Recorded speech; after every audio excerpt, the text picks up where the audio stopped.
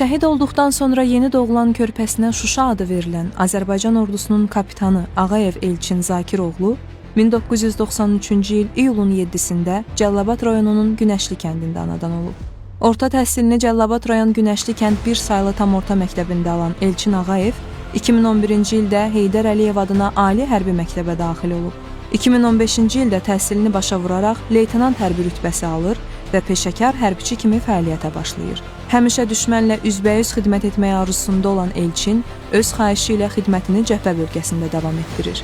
O 4 il bölmə komandiri vəzifəsində xidmət edib. Azərbaycan ordusunun baş leytenantı olan Elçin Ağayev 2020-ci il sentyabrın 27-sində Azərbaycan Silahlı Qüvvələri tərəfindən Ermənistan işğalı altında olan ərazilərin azad edilməsi və Azərbaycanın ərazi bütövlüyünün bərpa olunması üçün başlanan Vətən müharibəsi zamanı Tərtər rayonunun Suqovuşan qəsəbəsinin azadlığı uğrunda gedən döyüşlərdə savaşıb.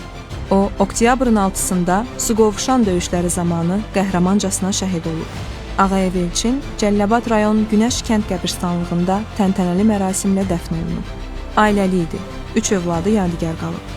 Azərbaycan Prezidenti İlham Əliyevin sərəncamlarına əsasən Ağayev Elçin Zakiroğlu ölümündən sonra vətən uğrunda Suqovuşanın azad olunmasına görə, Laçının azad olunmasına görə və igidliyə görə medalları ilə təltif edilib.